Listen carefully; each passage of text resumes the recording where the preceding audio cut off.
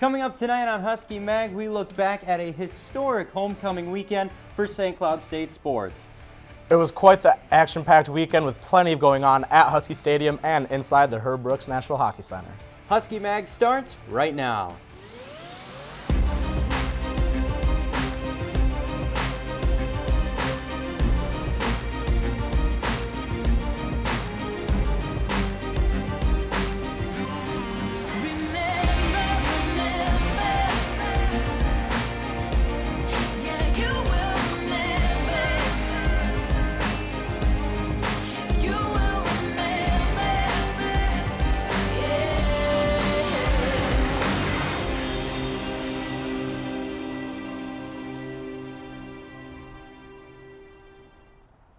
Welcome everybody to this week's edition of Husky Mag. My name is Hans Bristol. Alongside me is Jeremy Lagos, and we have a ton of exciting Huskies action to recap.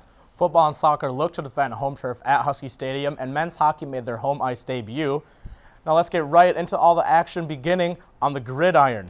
Big tilt homecoming weekend for St. Cloud against Upper Iowa on that gridiron, and the Huskies looking to jump into second place in the NSIC North with Bemidji and Moorhead losing earlier in the day. We jumped to the second quarter with the game tied at 7. Lawhorn and the Huskies knocking on the door in the red zone off the play-action pass. Lawhorn finds his favorite target, John Solberg, in the end zone for the go-ahead score. Solberg easily beats the defender with an inside release on the slant route. The Huskies take a 14-7 lead into halftime.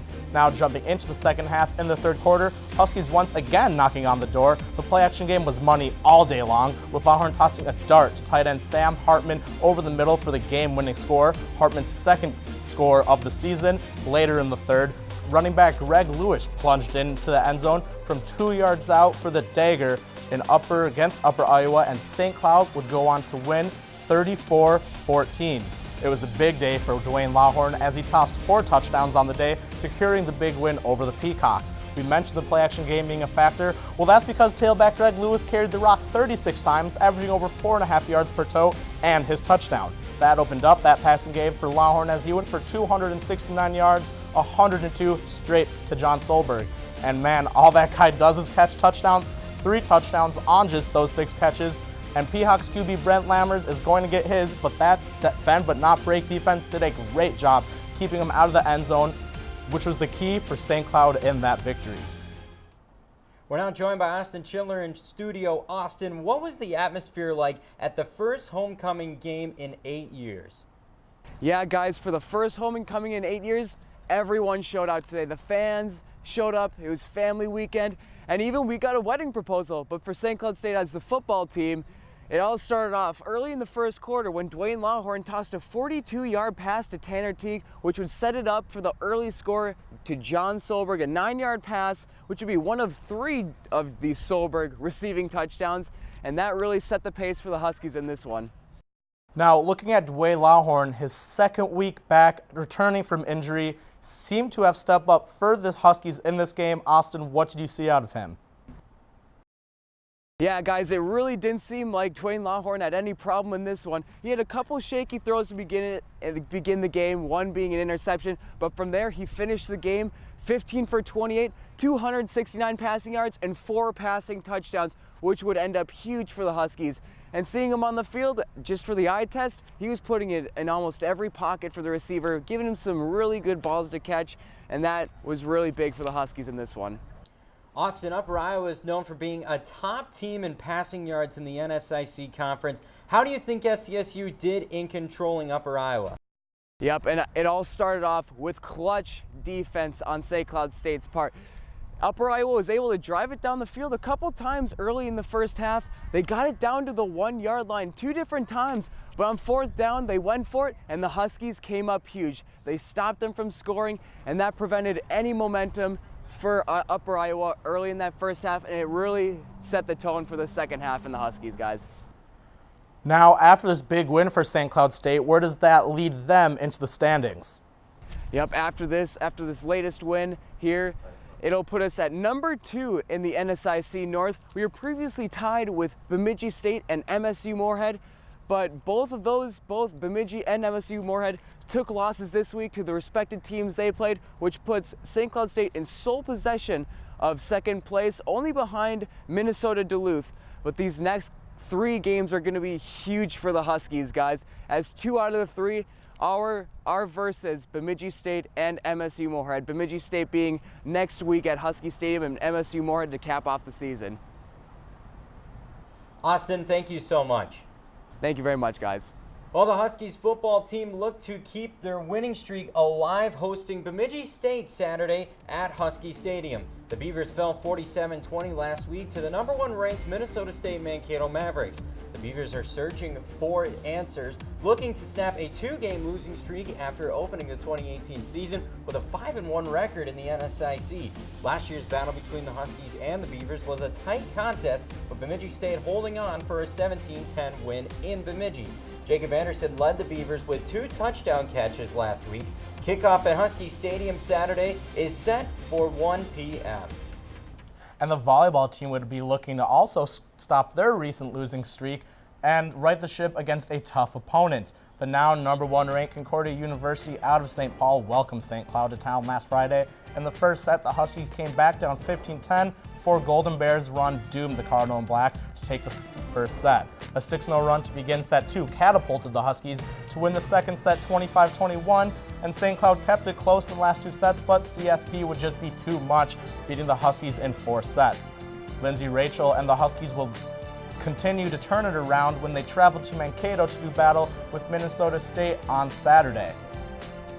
And that Saturday match against the Mavericks would be a doozy. St. Cloud was able to handle Minnesota State easily the first 2 sets, and it looked like they would run away with a sweep, leading the third set 20-17, but that's when it would all fall apart, allowing the Cardinal and the purple and gold to string a late comeback with an 8-1 run, and the Huskies would squander another lead in set 4, up 18-15, before the Mavericks would knot things up at 22 before winning the set 27-25 to force a winner-take-all 5th set. And Mankato would handle St. Cloud in that final set 15-9 to jump St. Cloud for the 8th and final playoff spot with 2 weeks left in the season. Well, Jeremy, it should be no surprise to see NSIC volleyball fans to see Concordia St. Paul at the top of the standings, as the Golden Bears own a 15-1 record into the final 2 weekends of NSIC play. Northern State has also posted an impressive run at 14-2 currently in the conference and 22-2 overall. UMD settles at 13-3, right with SMSU on their heels at 12-4, and Minnesota State Mankato holds on to the final playoff spot right on top of St. Cloud State. Sioux Falls and Wayne State are also tied for a playoff spot, seeds both at 11-5 in the conference. Well, the Huskies volleyball team has a pivotal road trip coming up this weekend that very well could decide their playoff fate.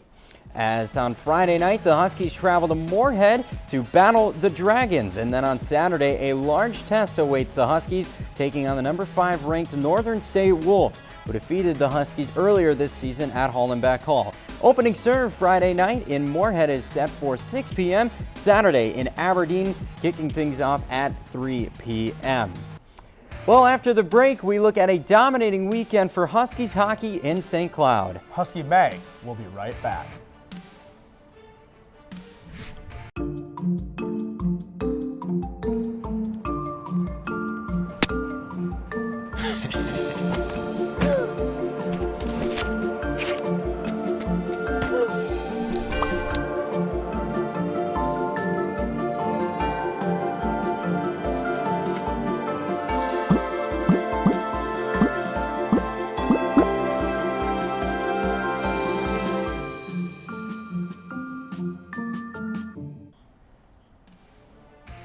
Welcome back to Husky Mag, and Jeremy, a big weekend for the Huskies hockey team with their first home series of the regular season at the Herb Brooks National Hockey Center. I know I was excited, and apparently I wasn't the only one. The Dog Pound came out in full force, and there was a packed Herb Brooks National Hockey Center. Well, let's jump right into those highlights, beginning on Friday night, Game 1 between the Huskies and the Wildcats, starting things off with Jake Wallen finding the back of the net. He makes it 1-0 there in the first period, but Quickly jumping into the second period, how about this goal from Easton Brodzinski as the puck slips to the far post and it's pushed home. The Huskies took a 2-0 lead. You can see it there again. Huskies crashing the net. No chance for the Wildcats netminder as the Huskies advantage their lead in the second period. But that was not done. Ryan Paling on the far post pushes this one into the back of the net, and it makes it a 3-0 lead for the Huskies. But how about newcomer Sam Henches? Of course, a freshman on this roster this year. He finds the back of the net, and it's a 4-1 win Friday night for the Huskies over Northern Michigan. And the boys were buzzing after that big win, and they were feeling it coming into Saturday night. A pass that would be deflected in the first period that only Pat Newell could catch up to. Later in the first, Captain Jimmy Scholl played hot potato with Ryan Paling, and he'd fire a rocket from the point to increase the lead to 2-0 on the power play. In the second period, Brodzinski would attempt a centering pass, and he'd get it right back after patiently waiting would fire one over the down goalie for a 3-0 advantage. And in the third period, adding insult to injury, rookie blue liner Nick Perbix would send the puck deep into the slot where Jacob Benson was waiting, and he tipped it past the netminder for his second of the year. The Huskies still weren't done. Kevin Fitzgerald comes flying down the near side, shooting at the goalie, somehow fitting it past him, and the greedy Huskies blanked the Wildcats 5-0 to close out their homecoming duties. It was a weekend nothing short of dominance for the Cardinal and Black on the home ice, blanking the Wildcats 5-0, completing the sweep in convincing fashion. Jeff Smith turned away all 10 shots on goal, earning his second career shutout, but that was just half of it, as he would outscore the entire Northern Michigan team with his apple on Fitzgerald's third period goal, and Newell's goal increased his point streak to 4, having a point in every single game to open the season, leading the team with 7 points. The Huskies were able to get their special teams going after netting 2 power play goals on the night with a perfect 3-for-3 on the kill, keeping pucks away from Smith all night. And the Huskies might be off to a 4-0 start, but even after their impressive sweep, head coach Brent Larson still isn't satisfied with where the team is at and acknowledges there's still plenty of work to do. We got a ways to go for sure. I think each weekend we've kind of shaken a little bit off, and we've improved in some areas, but we're nowhere near where we want to be. And so the challenge is to come Monday and put the work boots on and get ready to get after it. After a weekend sweep of the Northern Michigan Wildcats, St. Cloud State has moved up to number 2 in the recent USCHO.com poll. As last week, the Huskies were ranked number 4 in the country, moving up 2 spots in this week's recent poll. Notre Dame is ranked number 1 as the 3 and 4 spots are currently held by Ohio State and Minnesota, both out of the Big Ten. After getting swept by Minnesota the weekend before, St. Cloud State will look to bounce back against WCHA rival Minnesota State Mankato. And the Huskies would open the scoring with a silky-tilky breakaway goal at 9:18 of the first, assisted by Hallie Theodosopoulos and Janine Alder, who couldn't let Jeff Smith have all the goalie fun, earning the secondary assist on Tilke's marker. Surprisingly, it was just her first goal of the season. The Mavericks got the last laugh, however, scoring 2 goals in just 22 seconds in the second period before hanging on to win 3-1 on Friday in Game 1. Saturday, the Huskies would look to reverse their fortune. In the first period, Hannah Patrikis would take the puck hard to the net, and Jenna Haig would be right there to put back the rebound, and the Huskies would take a 1-0 lead. Haig would flip the puck over the goalie's pad before taking a tumble after scoring. In the second period now, on an offensive zone draw, the Mavericks' Mackenzie Sederberg would rifle a shot from the blue line that would somehow find its way through traffic and tie the game for Minnesota State at 14:37. The third period would hardly begin before Theodosopoulos had enough. She'd cut towards the net from the outside, beating 2 Mavericks defenders and the netminder, scoring glove side for the game winner, and the Huskies would earn their first WCHA win of the season, avoiding the sweep.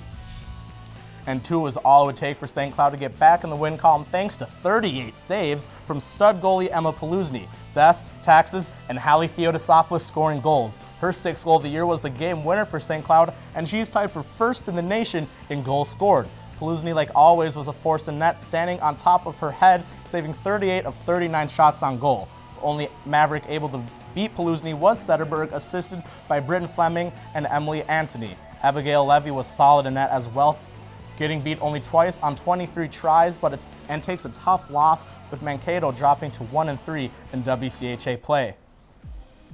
Up next Friday for St. Cloud State is a visit from number 3 in the nation, Minnesota of University of Minnesota Duluth. The 4-1-1 Bulldogs come in hot after sweeping Maine, outscoring them a combined 11-4 in those 2 games. Game 1 for these 2 WCHA rivals takes place at 6 p.m. Friday night in the Herb Brooks National Hockey Center. And Saturday's tilt between in-state rivals is a little earlier, with puck drop for that one set at 3 p.m. inside the Herb Brooks National Hockey Center. The Huskies are 2-1 at home this season, and the Bulldogs have yet to pick up a game on the road.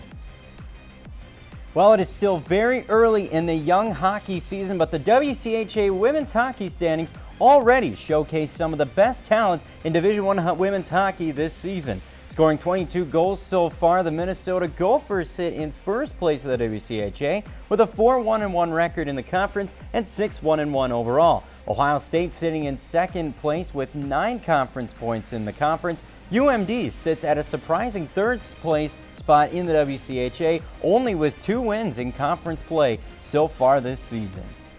Coming up next, we boot it to the pitch as we review if the soccer team was able to take care of business. And we take a look at a unique celebration honoring student athletes by St. Cloud State Athletics.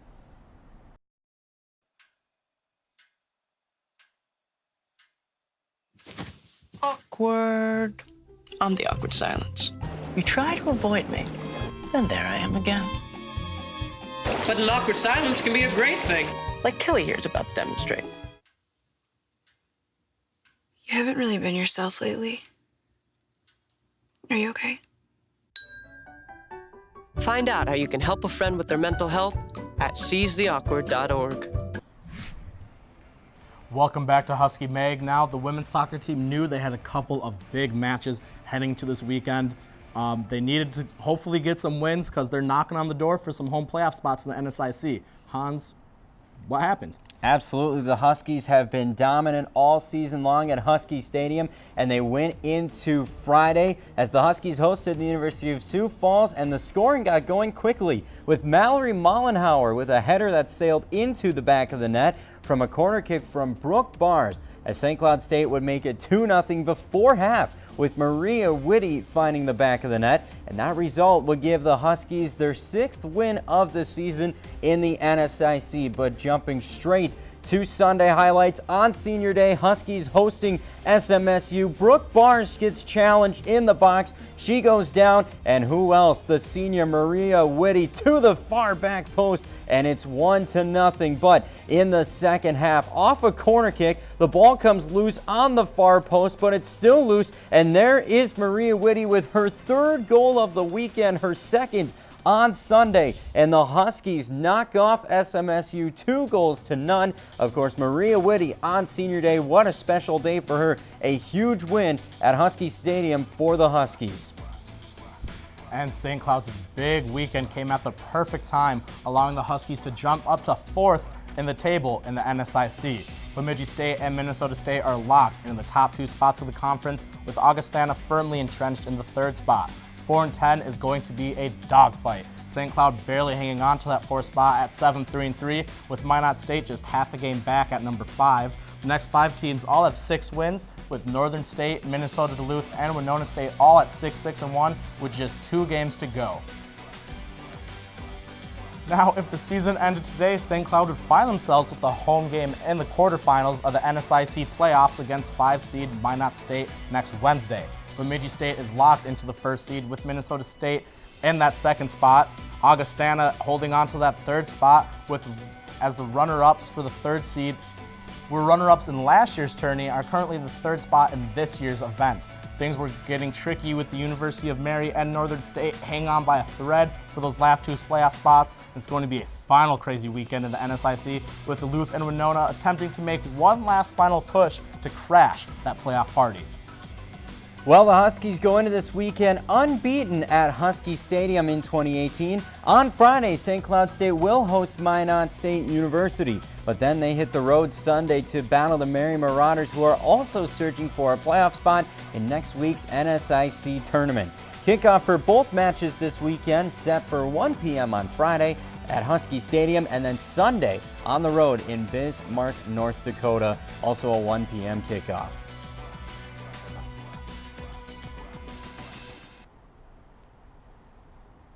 St. Cloud State University Athletics recently celebrated and honored women's collegiate sports at St. Cloud State. Our own Leif Fender asked current St. Cloud State Athletics players, staff, and coaches why the celebration is important to the university. 50 years, I mean, we're just kind of getting started. I mean, women's sports is just growing and growing. And grown it has. This year marks a significant milestone for women's athletics here at St. Cloud. The women's 50th anniversary of athletics is pretty important and special to me personally. I have great passion for women in athletics and what it's done for young girls and women as they've developed.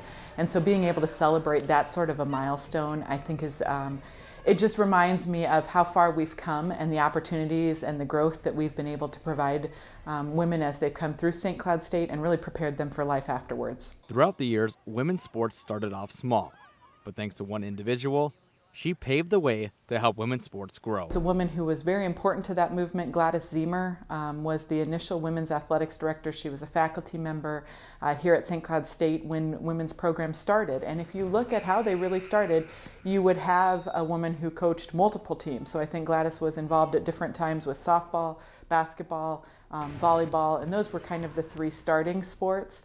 And then you began to see growth after that as well. And in some ways fight the good battle. I mean, at that time it wasn't easy. It wasn't something that people just grabbed onto.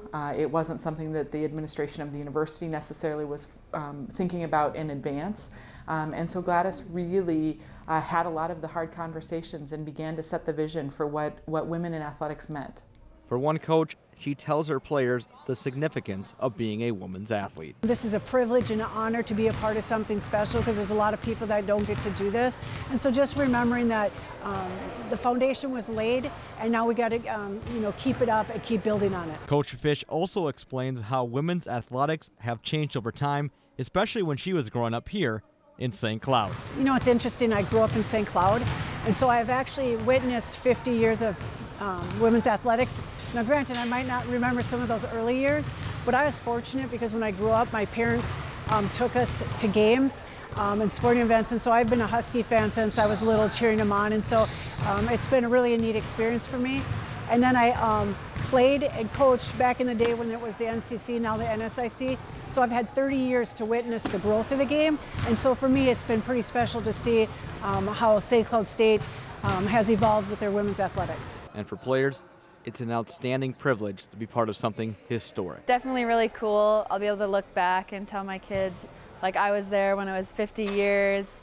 And yeah, definitely to go down in history and just be a part of this program is a huge blessing, so I'm super thankful for that opportunity. It's just really cool to be a part of such a historic event, and I hope that in the next 20 years I'll be able to come back and visit for the next anniversary, so it's exciting.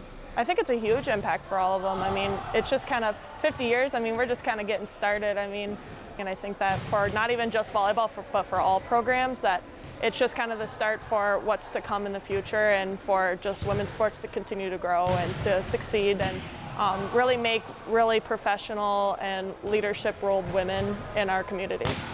I think it's awesome. I mean, 50 years ago, people paved the way for me to come here and play, and so I'm just thankful that they fought for it and that they got it, and so hopefully we can continue it for 50 more. I think women's sports have come a long way, not the big ones, but also the smaller ones that you don't really think about. So it's just awesome that we've all reached this milestone together, and so hopefully, like I said, we can keep it going.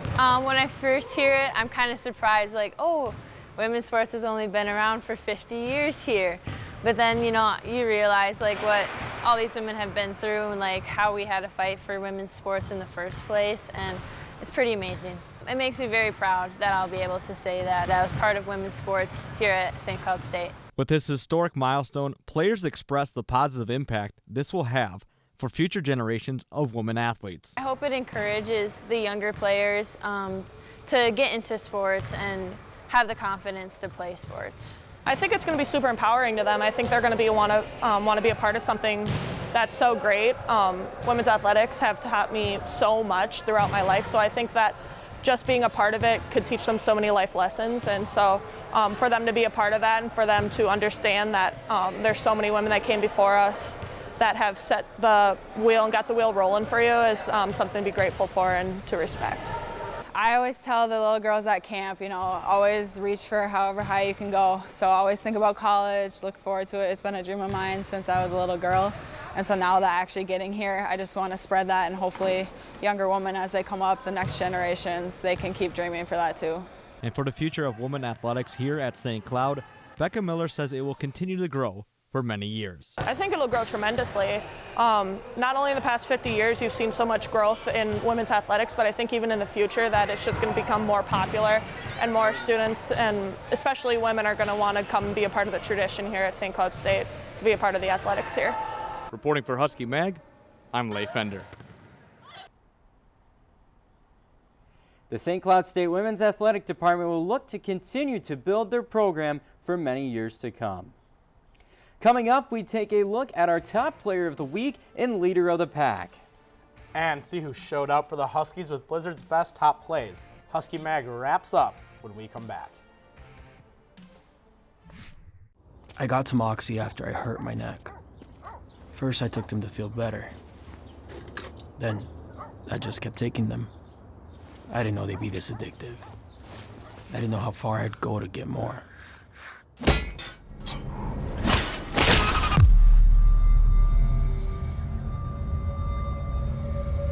Opioid dependence can happen after just 5 days. Know the truth, spread the truth.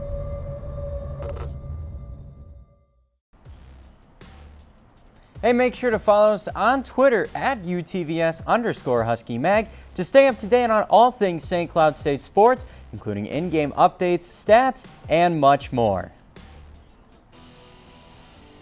And this week's leader of the pack, senior forward Patrick Newell. Newell has been a surprise this season, showing out, leading the team in points and goals, and that continued through this weekend. Newell puts the steak in his salad, scoring a goal Saturday and adding an assist during the weekend sweep of Northern Michigan, extending his point streak to 4 games with a point in each game to start the year. His breakaway goal on Saturday was the game winner, showcasing his speed and patience, beating the goaltender high blocker side. Newell is tied for the team lead with 7 points, and those 4 goals, twice as many as anybody else. New year, new Newsy, and it's been a welcome sight for the #2 team in the nation, with Newell off to his best start since his freshman year. Well, let's take a look at Blizzard's best, starting with number 3. How about Patrick Newell in the game against Northern Michigan? Breakaway goal puts it home, and it was a spark for the Huskies, leading to a win over the Wildcats. And play number 2, we'll take things back to the gridiron. Lawhorn in the shotgun, off the play action pass, finds his favorite receiver, John Solberg, beating his defender on the inside move and scoring the go-ahead touchdown in the second quarter, and that thrashing Saturday afternoon.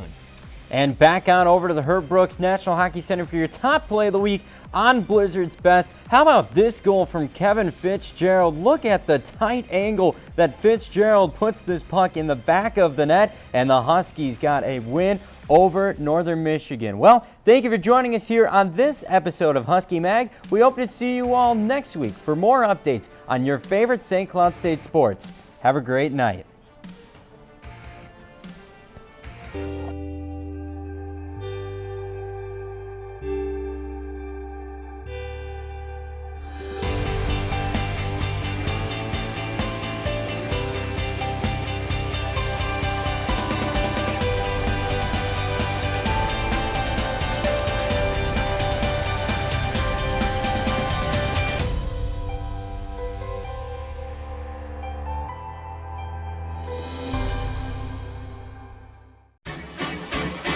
Welcome to Husky Tonight.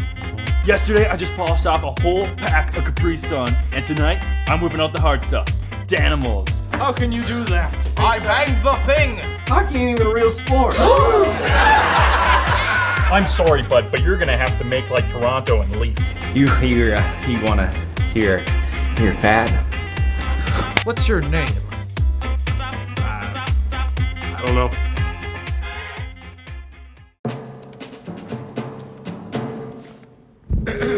Dear humans, I stand here today not for myself, but for every tail wagger, sloppy kisser, and curtain ninja. I stand here for each one of the nearly 4,100 dogs and cats killed in shelters each day, asking you to join our cause and help us make sure every best friend has a chance to meet one of their own. With Best Friends Animal Society leading the charge, and your help, We can save them all.